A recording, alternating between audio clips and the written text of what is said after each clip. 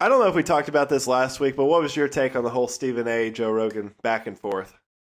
So the only thing I really have a problem with that Stephen A. said is that Cowboy is a quitter. Yeah. I think that was wrong, and he never addressed it. And, you know, for a guy who's putting his health on the line for our entertainment, which every single MMA fighter does, I think that's a pretty bad thing to say when you could say that in hockey, you could say that in baseball, you could say that in basketball. Fighting's a little bit different in that respect.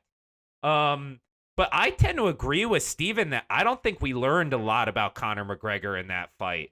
I thought he just kind of blew the doors off Cowboy. And, like, I'm as happy as anyone that he's back and he's in the win column, but I don't disagree with that. And the other thing is, I think Joe Rogan is a little holier than thou about the MMA thing and should be looking to just educate Steven and helping him understand better rather than saying, you know, MMA is not in your wheelhouse. And that doesn't make it right what he said, but at the end of the day, he's going to put more eyeballs on your sport, and I think you should be a little more forgiving and a little less of a gatekeeper in getting people involved in the sport. Well, I agree with you. I was upset with the whole Cowboy quit thing. I mean, Stephen A. Smith clearly didn't do his research, or whoever does his research for him, to realize who Cowboy is. Cowboy's got the most wins, most head kicks, most everything. He's a legend in the sport. And to come in there and say he quit, I thought that was ridiculous, A. B, I mean, the UFC and ESPN, there's better people to have on the broadcast than Stephen A. Smith.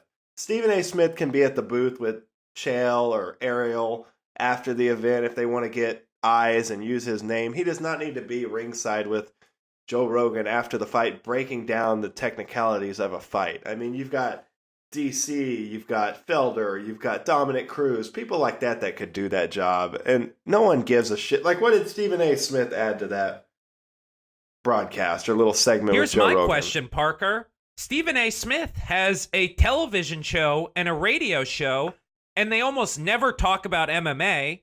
So why don't you slap some MMA segments on First Take and on the Stephen A. Smith show, number one. Yeah, and number right two. Yeah.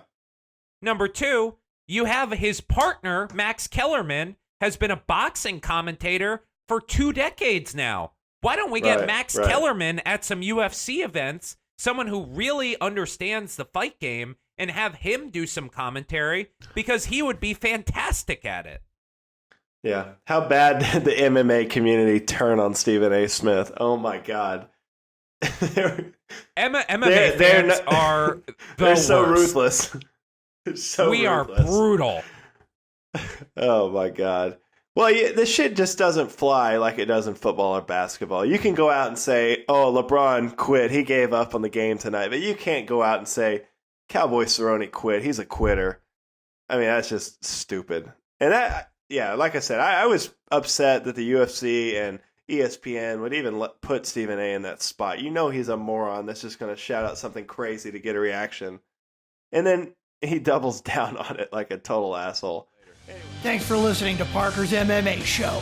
Take a moment to rate and review on Apple Podcasts or wherever you get your podcasts, and visit ParkerKeene'sMMAShow.podbean.com for additional information on Parker and to stay up to date on the latest drama in the fight world.